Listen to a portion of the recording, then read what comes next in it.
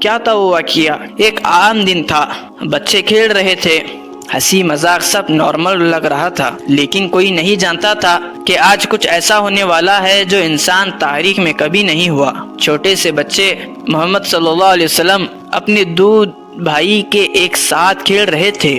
تبھی اچانک آسمان سے دو سفید لباس والے شخص نازل ہوتے ہیں۔ ان کے چہرے روشن تھے، ان کی شکل انسانوں جیسی لیکن نور سے بھری ہوئی۔ بچے ڈر کر بھاگ گئے، لیکن ایک بچہ وہی رہ گیا۔ اوتے محمد صلی اللہ علیہ وسلم، روایت میں آتا ہے صحیح مسلم کے، ان فرشتوں نے آ کر انہیں زمین پر لٹا دیا، پھر ان کا سینہ مبارک کھولا۔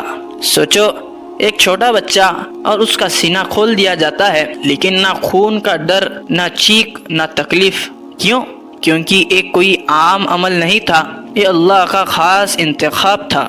فرشتوں نے دل سے ایک سیاہ حصہ نکالا اور کہا یہ شیطان کا حصہ ہے، پھر اس دل کو زمزم کے پانی سے دھویا گیا۔ صحیح مسلم میں آتا ہے اس کے بعد واپس اپنی جگہ رکھ دیا گیا، اور یہ سب کچھ ہو رہا تھا اور آس پاس کے بچے ڈر کے مارے بھاگ گئے تھے۔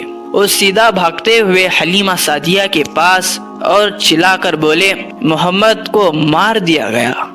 یہ سنتے ہی حلیمہ سعدیہ کا رنگ اڑ گیا، وہ دودھتی ہوئی پہنچی۔ جب انہیں دیکھا تو محمد صلی اللہ علیہ وسلم زندہ تھے، لیکن ان کا چہرہ سفید پڑ چکا تھا۔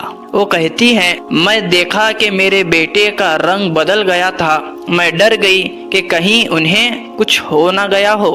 یہ واقعہ صرف ایک معجزہ نہیں تھا، یہ ایک تیاری تھی آنے والے وقت کے لیے، ایک بڑی ذمہ داری کے لیے۔ حلیمہ سعدیہ سمجھ گئی یہ بچہ عام نہیں ہے، اور اسی ڈر کی وجہ سے انہوں نے فیصلہ کیا کہ اب اس بچے کو واپس کر دینا چاہیے۔ لیکن جب یہ بچہ واپس مکہ آئے گا تو اس کی زندگی میں ایک اور بڑا امتحان انتظار کر رہا ہوگا، ایک ایسا درد جو کسی بھی بچے کے لیے برداشت کرنا مشکل ہوتا ہے۔